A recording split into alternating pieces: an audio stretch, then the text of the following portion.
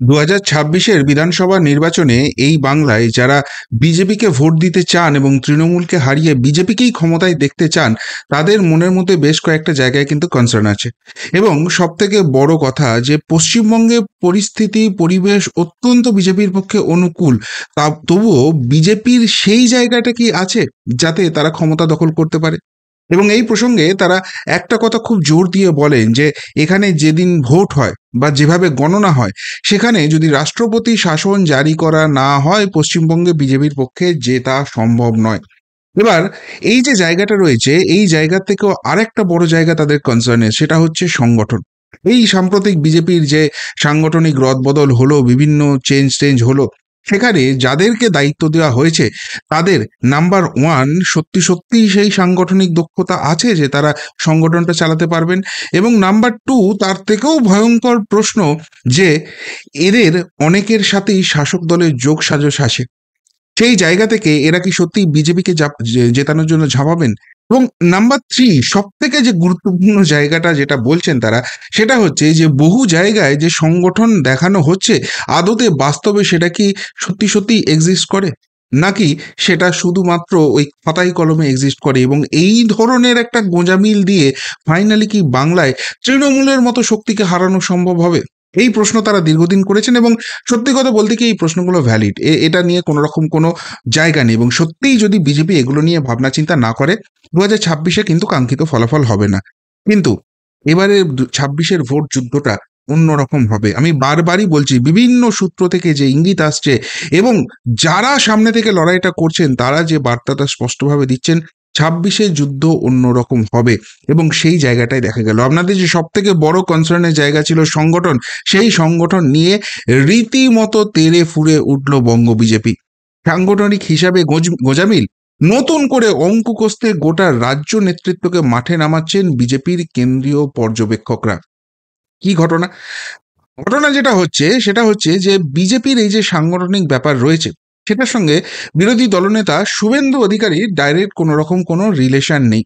শুভেন্দু অধিকারী তিনি পরিষদীয় দলটা দেখেন, তৃণমূল কংগ্রেসকে অ্যাটাক করেন, রাজ্যে যেখানে যেখানে দরকার হয় সেখানে তিনি ছুটে যান, এবং তিনি কার্যত নাকানি চোবানি খাইয়ে রেখে দিয়েছেন তৃণমূল কংগ্রেসকে। কিন্তু সাংগঠনিক যে ব্যাপার স্যাপার আছে সেইটাতে শুভেন্দু অধিকারীর এখতিয়ারের মধ্যেও পড়েন না, এবং তিনি নাকও গলান না। যেহেতু তার নিজের জেলা পূর্ব মেদিনীপুর, সুতরাং সেখানে সংগঠনে যারা কাজ টাজ করেন তারা শুভেন্দু অধিকারীর সঙ্গে কনসাল্ট করেন, এবং তার যে দীর্ঘদিনের অভিজ্ঞতা আছে তাদের সঙ্গে শেয়ার করেন। ফলে পূর্ব মেদিনীপুর কিন্তু কার্যত বিজেপির একটা দুর্জয় ঘাঁটি তৈরি হয়ে গেছে। তৃণমূল অনেক চেষ্টা করেও সেখানে দাঁত ফোটাতে পারছে না, এবং 2026-এও পারবে না, এই কনফিডেন্স বিজেপি কর্মীদের মধ্যে চলে এসছে। সেই শুভেন্দু অধিকারী হঠাৎ করেই পশ্চিমবঙ্গের সামগ্রিক যে সাংগঠনিক জায়গা আছে সেটা নিয়ে অত্যন্ত উদ্বেগ প্রকাশ করেন। আপনাদের মনে থাকবে গত মাসের 7ই মে বিজেপির একটা আভ্যন্তরীণ বৈঠক হয়, এবং দুদিন পর পর বৈঠকগুলো হয়েছিল। সেখানে সেকেন্ড দিন শুভেন্দু অধিকারী পরিষ্কারভাবে যারা কেন্দ্রীয় নেতা এখানে রয়েছেন, কেন্দ্রীয় পর্যবেক্ষক রয়েছেন, তাদের সামনে সংগঠন নিয়ে একাধিক প্রশ্ন তোলেন।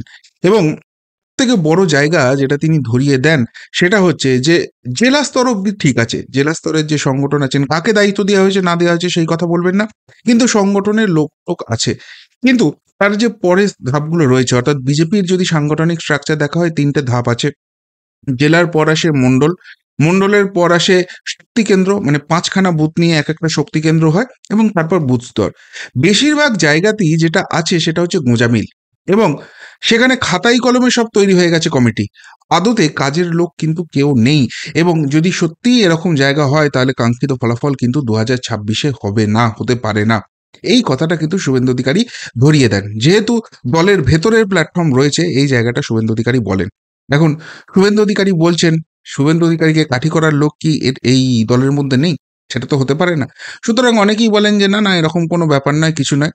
এবার যিনি দায়িত্বে আছেন, সুনীল বনশাল, তিনি 2024-এর আগে দায়িত্ব পেয়েছিলেন পশ্চিমবঙ্গের, এবং 2024-এও তাকে এরকম খাতায় কলমে কমিটির কথা বলা হয়েছিল।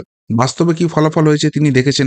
শুভেন্দু অধিকারী যখন এইভাবে প্রকাশ্যে কথাটা বলছেন, সুতরাং এটাকে ভেরিফাই করার দরকার আছে। শুভেন্দু অধিকারীর বক্তব্যকেই বেদবাক্য ধরার দরকার নেই, আবার সেটাকে উড়িয়ে দেওয়াও বোকামি হবে। সুতরাং সুনীল বনশাল, যিনি যিনি পোর খাওয়া এই সাংগঠনিক ব্যক্তি বলা যেতে পারে, অনেক কঠিন কঠিন রাজ্য যেখানে চৌহদ্দির মধ্যে বিজেপি ছিল না, সেখানে গিয়ে পদ্ম ফুটিয়েছেন। সেই জন্যই তো অমিত শাহজি ভরসা করে তাকে এখানে পাঠিয়েছেন। তিনি একটা কাজ করেন, তিনি যেটা করেন, দিল্লির যে কল সেন্টারগুলো রয়েছে বিজেপির, সেখান থেকে বিজেপির যে অ্যাক্টিভ মেম্বার রয়েছে না, এবারে অ্যাক্টিভ মেম্বার যে কালেকশনটা হয়েছে সেটা কিন্তু খুব ভালো হয়েছে। মানে অনেক জায়গায় কিছুটা জল রয়েছে, কিন্তু 90% কেসেই সেখানে কিন্তু সঠিক লোক আছে, সলিড লোক আছে, সেগুলো কিন্তু ফেক আইডি নয়। সেখানে ফোন টোন করা হয় এবং ফোন করে সেখানকার সংগঠন নিয়ে বিস্তারিত জানতে চাওয়া হয়। সেটা বুথ স্তর হতে পারে, মণ্ডল হতে পারে, শক্তি কেন্দ্র হতে পারে, জেলা হতে পারে, সব জায়গা নিয়ে বিস্তারিত জানা হয়। এবং সেই ফলাফল যখন বিশ্লেষণ করা হয়, দেখা যায় যে মারাত্মক মারাত্মক। শুভেন্দু অধিকারী যে কথাটা বলেছেন সেটাই সত্যি। বেশিরভাগ জায়গাতেই এখানে কিন্তু জল মেশানো রয়েছে। এবং এই সংগঠন, এই যে নড়বড়ে জায়গা রয়েছে, এবং যে যে কোয়েশ্চেনগুলো দিয়ে আমি এই প্রতিবেদন শুরু করলাম, সেই কোয়েশ্চেনগুলোই কিন্তু উঠে এসেছে। তাহলে তাহলে এরকম নড়বড়ে সংগঠন নিয়ে শুধু শুধু ভোটের ময়দানে নেমে লাভ নেই। তাতে দুটো ক্ষতি হবে। এক তো বাংলা দখল হবে না, এবং দুই, বাংলায় যে ধরনের ভোট পরবর্তী সন্ত্রাসের পরিবেশ হয়, যাদেরকে নামানো হবে ভোটের ময়দানে, তাদের সুরক্ষা দেওয়া যাবে তো? এখানকার পুলিশ প্রশাসন একদম ঠেঙা দেখিয়ে বসে থাকে। শাসক দলের উপরে তাদের কিছু করার ক্ষমতা নেই। আর যেরকম অন্তহীন চাপ রয়েছে এই শাসক দলের উপরে, তারা 26-এর নির্বাচন একবার যদি বার করে নিতে পারে, বিরোধীদের কোনো নাম ও নিশানা রাখবে না। সুতরাং সেই জায়গা থেকে সংগঠন সত্যি সত্যিই মজবুত করতে হবে, এবং যেখানে যেখানে গাফিলতি হয়েছে সেগুলোকে ফুলফিল করতে হবে। এখন কিভাবে সেই ফুলফিল করা হবে? আপাতত 3টে ধাপ ভাবা হচ্ছে। নাম্বার 1 যেটা হচ্ছে, যারা কেন্দ্রীয় পর্যবেক্ষক রয়েছেন বিজেপির, যেমন ধরুন অমিত মালিব্য, তিনি চলে যাবেন জেলা স্তরে। জেলা স্তরে গিয়ে তিনি বৈঠক করবেন এবং সেই জায়গা থেকে তিনি তার রিপোর্ট তুলে নিয়ে আসবেন। বিজেপির আরেকজন রয়েছেন মঙ্গল পাণ্ডে, যিনি বিহারের মন্ত্রী, এবং সামনে বিহারের নির্বাচন আসছে, সেখানে কিন্তু ক্রুশিয়াল তার একটা রোল রয়েছে, কিন্তু তা সত্ত্বেও বাংলায় টাইম দিচ্ছেন। মন্ডল স্তরে বহু জায়গায় গিয়ে তিনি আলোচনা করবেন। এবং শুধুমাত্র কেন্দ্রীয় পর্যবেক্ষক এরকম নয়, কিন্তু বিজেপির রাজ্য স্তরের যারা নেতা রয়েছেন, অর্থাৎ 5জন যে সম্পাদক রয়েছেন, সেটা জগন্নাথ চ্যাটার্জি হতে পারেন, অমিতাভ চক্রবর্তী, জ্যোতির্ময় সিং মাহাতো, দীপক বর্মন, অগ্নিমিত্রা পাল, তারা যাবেন। সহসভাপতি হিসেবে যারা রয়েছেন, রতীন্দ্রনাথ বসু বা খগেন মুর্মু, তারা যাবেন। অর্থাৎ সোজা কথায় বলতে গেলে, সুকান্ত মজুমদার রাজ্য সভাপতি যিনি রয়েছেন তিনি, এবং শুভেন্দু অধিকারী যিনি বিরোধী দলনেতা রয়েছেন তিনি, এই দুজন বাদ দিয়ে মোটামুটি রাজ্য স্তরের যা নেতৃত্ব রয়েছে তাদের সবাইকে বিজেপি কিন্তু ময়দানে নামিয়ে দিচ্ছেন। এবং একদম সেই বুথ স্তর থেকে শুরু করে শক্তি কেন্দ্র, মণ্ডল স্তর, জেলা স্তর, সমস্ত কিছু ইনফরমেশন তারা তুলে নিয়ে আসছেন। এই এই ইনফরমেশন নিয়ে আসার পর এবার খুঁটিয়ে সেটাকে দেখা হবে। দেখানোর পর যেখানে যেখানে গাফিলতি রয়েছে, সেই গাফিলতিগুলোকে মেরামত করতে হবে। দেখুন, এবারে 26-এর নির্বাচনটা অনেকেই বলছেন যারা এই ধরনের কাজ করেছেন তাদেরকে কেন শাস্তির ব্যবস্থা করতে হবে। এখন কিন্তু সেই সব সময় নয়, এখন সময় হচ্ছে ইনক্লুশনের। ভুল যদি হয় সেটাকে সংশোধন করতে হবে এবং সবাইকে নিয়ে চলতে হবে। একটা কথা মাথায় রাখতে হবে, 30% ভোট ব্যাংকে বাইরে রেখে এই নির্বাচনে লড়তে নামা হচ্ছে। সুতরাং এই যে 70% হিন্দু ভোট ব্যাংক রয়েছে, এই জায়গাটা কিছুতেই যাতে স্প্লিট না হয়, সেই জায়গাটাকে দেখতে হবে। সুতরাং সবাইকে নিয়ে চলতে হবে। কার ভুল, কার ত্রুটি, কার এখানে কি রয়েছে, অত কিছু ভাবার দরকার নেই। যে যে সাংগঠনিক জায়গাগুলোয় ফাঁক রয়েছে সেগুলোকে ফিল আপ করতে হবে, এবং সেগুলোকে ফিল আপ করার পর যেটা সেকেন্ড স্টেজ হবে, সেটা হচ্ছে যে আরেকবার এটাকে রিভিউ করা, যে কোথাও কিছু আর ফাঁক রয়ে গেল কিনা। এবং 3 নম্বর স্টেপ যেটা হতে চলেছে সেটা হচ্ছে যে তারপর সেগুলোকে আরো কতখানি শক্তিশালী করা যায়। অর্থাৎ সাংগঠনিক যে জায়গাটা নিয়ে আপনাদের কনসার্ন ছিল, এবং মাটির কাছাকাছি রাজনীতি করা শুভেন্দু অধিকারী, যিনি সেই সোঁদা গন্ধটা পেয়ে গেছেন, তিনি কিন্তু সঠিক প্ল্যাটফর্মে জানিয়ে দিয়েছেন, এবং জানানোর পর সেটাকে যখন ঝাড়াই বাছাই করা হচ্ছে দেখা যাচ্ছে সঠিক ইনফরমেশন। আর তাই যখন সেই জায়গাটা পরিষ্কার হয়ে গেছে, স্পষ্ট হয়ে গেছে, সেটাকে কিন্তু ঢেপে চেপে রেখে দেওয়া, লোকের ভুল ত্রুটি ধরা, এইসব করা হচ্ছে না। সেই জায়গাটাকে মেরামত করতে হবে, সেই জায়গাটাকে সঠিক করতে হবে। এবার একটা প্রশ্ন হচ্ছে যে বিজেপির তো বহু জায়গাতেই এমন এমন বুথ রয়েছে যেখানে বিজেপির পতাকা ধরার লোক নেই। তাহলে সেই সব জায়গাগুলোতে কি হবে? দেখুন, বিজেপির তরফ থেকে যেটা মোটামুটি একটা হিসেব পাওয়া যাচ্ছে সেটা হচ্ছে, রাজ্যে 80,000 বুথ রয়েছে। এই 80,000 বুথের মধ্যে 14,000 মতো বুথ রয়েছে যেখানে সংখ্যালঘুদের সংখ্যা এতটাই বেশি, মানে সংখ্যালঘুরাই সংখ্যাগুরু, সেখানে বিজেপি করা ওই চুপি চুপি করতে হবে। এখন বুক ফুলিয়ে করার মতো জায়গায় নেই। রাজ্যে বিজেপি এলে সেখানে কিভাবে বিজেপির পদ্ম ফোটাতে হয় সেটা অন্য ব্যাপার, কিন্তু 2026-এর নির্বাচনের জন্য ওই 14,000 বুথে বুথ কমিটি হবে, শক্তি কেন্দ্র হবে, মণ্ডল হবে, এসব কিছু বিজেপি ভাবছে না। ওই 14,000-কে প্রথমেই ক্যালকুলেশনের বাইরে রেখে দেওয়া হচ্ছে।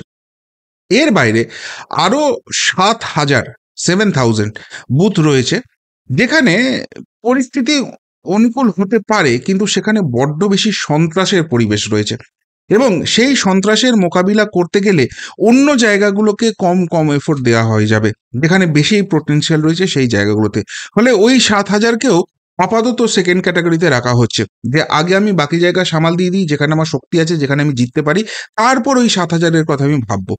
এবং এই 14 আর 7-এ 21,000 যদি বাদ দেওয়া হয়, বাকি 59,000 যে বুথ রয়েছে, এবং বুথের পরের যে সেগমেন্টগুলো রয়েছে বিজেপির স্ট্রাকচার অনুযায়ী, প্রথমে বুথ, তারপর শক্তি কেন্দ্র, তারপর মণ্ডল, তারপর জেলা, সেইটাকে একদম রক সলিড করতে হবে, যেন সেখানে কোনো রকম কোনো বাধা, কোনো প্রতিকূলতা না থাকে, সেখানে কোনো রকম কোনো জল না থাকে। এবার একটা প্রশ্ন আসছে যে এত কিছু করার পরেও সত্যিই কি সেই জলটা আটকানো যাবে? দেখুন, জল আটকানো যাবে কি যাবে না সেটা তো ভবিষ্যতের গর্বে, কিন্তু সেই যে জল রয়েছে এটাকে স্বীকার করা এবং সেটাকে মেরামত করা, সেই জায়গাটা কিন্তু খুব ইম্পর্টেন্ট। এর আগের যে নির্বাচনগুলো হয়েছে, 2019-এর নির্বাচনটা বাদ দিন, অনেকেই 2019-এর নির্বাচনের কথা বলেন। দেখুন, আমি বিশ্বাস করি 2019-এর নির্বাচনে বিজেপি যে সাফল্য পাবে এতটা, এটা খুব কম লোকই বুঝতে পেরেছিল। আমরা যখন ওপিনিয়ন পোল বা এক্সিট পোল দিয়েছিলাম, আমাদের অনেকে পাগল ছাগল বলেছিল। আমরা ওপিনিয়ন পোলে বলেছিলাম 17টা আসন পাবে, এক্সিট পোলে বলেছিলাম 19টা আসন পাবে, 18টা আসন যখন পেয়েছিল তখন লোকে আমাদের সিরিয়াসলি নিতে শুরু করেছিল। কিন্তু বিশ্বাস করুন, কোনো মিডিয়া বলেনি বিজেপি এই পরিমাণ ফল করতে পারে। তার কারণটা হচ্ছে তৃণমূল কংগ্রেসও বুঝতে পারেনি, তারাও অ্যাসেস করতে পারেনি যে বিজেপি এতখানি উপরে উঠতে পারে। যখন তারা বুঝতে পারলো 2021-এর নির্বাচন থেকে, তখন থেকেই কিন্তু বিজেপিকে তারা সিরিয়াসলি অপোনেন্ট হিসেবে নিয়েছে।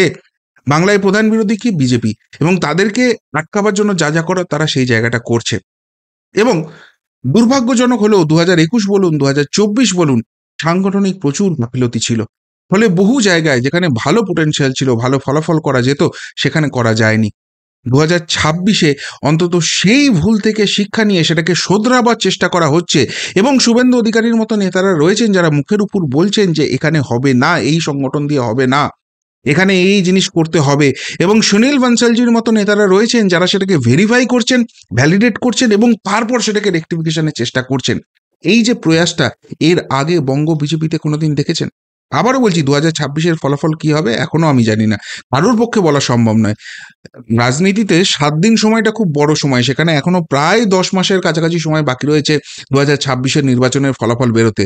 যখন ইভিএম খুলবে তখন বলা যাবে কে কতগুলো আসন পেয়েছে। কিন্তু এই যে সম্ভাবনা, এই যে লড়াইয়ের জায়গাটা, সেইটাই কিন্তু খুব ইম্পর্টেন্ট, এবং সেই জায়গাটা অত্যন্ত সিরিয়াসলি এবার বিজেপি নিয়েছে এবং করছে। এবং যাদেরকে দায়িত্ব দেওয়া হয়েছে, সেটা শুভেন্দু অধিকারী হন, সেটা সুনীল বানসালজি হন, সেটা মঙ্গল পাণ্ডেজি হন, সেটা সতীশ ধানজি হন, এরা কিন্তু করছেন, আপ্রাণ চেষ্টাটা করছেন। এবং তার ফলে যাদের মনের মধ্যে ডাউট ছিল, মানে এটা ছিল যে আমরা বিজেপিকে ভোট দেবো, কিন্তু ভোট দিয়েও আখেরে লাভ হবে কি, সেই সংশয়টা কিন্তু অনেকটা দূর হবে। এবং আরেকটা এর পজিটিভ আউটকাম হবে, যখনই মানুষ এটা দেখতে শুরু করবে যে বিজেপি সত্যি সিরিয়াস হয়েছে, তারা জেতার জন্য ঝাঁপাচ্ছে, তখন কিন্তু অনেক ওই নিউট্রাল ভোট, মানে যারা এখনো ডিসাইড করেননি কাকে ভোটটা দেবেন, তারা কিন্তু ক্রমশ বিজেপির দিকে ঝুঁকবে। এবং যত বেশি হিন্দু ভোট এইভাবে কনসলিডেটেড হবে, যত বেশি সাংগঠনিক ত্রুটি এইভাবে সরিয়ে ফেলা হবে, বহু আসন কিন্তু এবার খুব লো মার্জিনের ফলাফল হবে, সেই জায়গায় কিন্তু বিজেপি বাজিমাত করবে। এবং আমি আবারও বলি, 148-এর সংখ্যাগরিষ্ঠতা সেটা বিজেপির পক্ষে পাওয়া সম্ভব, কিন্তু সেটা যদি কোনো ক্রমে না হয়, বিজেপি যদি 120 থেকে 25টা আসনে পেয়ে যায়, এই রাজ্যে বিজেপি সরকার 2026-এর পর হবেই, এটা নিশ্চিত। সুতরাং সেই লক্ষ্যে এখন থেকেই বিজেপি যেভাবে সাংগঠনিক জায়গাটার গোঁজামিলটাকে উড়িয়ে দিয়ে ডাউটটা ক্লিয়ার করে সেখানে শক্তপোক্ত করতে চাইছেন, আশা করি অনেকেরই মনের যে অন্ধকার দিকটা ছিল সেটা কিন্তু কেটে যাবে। কি বলবেন? কোনোদিন দেখেছেন বঙ্গ বিজেপিকে এতখানি সিরিয়াস টোনের সংগঠন নিয়ে ঝাঁপাতে? এবং সব থেকে বড় কথা, শুভেন্দু অধিকারী, যার সঙ্গে সংগঠনের সম্পর্ক নেই, তিনিও কিন্তু 2026-এর দিকে তাকিয়ে সংগঠনকে কিভাবে পজিটিভ করা যায় সেই পজিটিভ ভাইবসটা দিচ্ছেন, এবং সেটা কিন্তু কেন্দ্রীয় নেতৃত্বের কাছে অ্যাকসেপ্টেড হচ্ছে। শুভেন্দু অধিকারীর এই যে অভিভাবক সূচক বঙ্গ বিজেপির প্রতি যে জায়গাটা, সেটা নিয়ে। এগুলো নিয়ে যদি কিছু বলার থাকে অবশ্যই কমেন্ট বক্সে কমেন্ট করে জানাবেন। এখনকার মতো এখানেই শেষ করলাম। ফেরত আসছি নতুন প্রতিবেদন নিয়ে খুব তাড়াতাড়ি। ভালো থাকবেন, সাথে থাকবেন, পাশে থাকবেন। নমস্কার।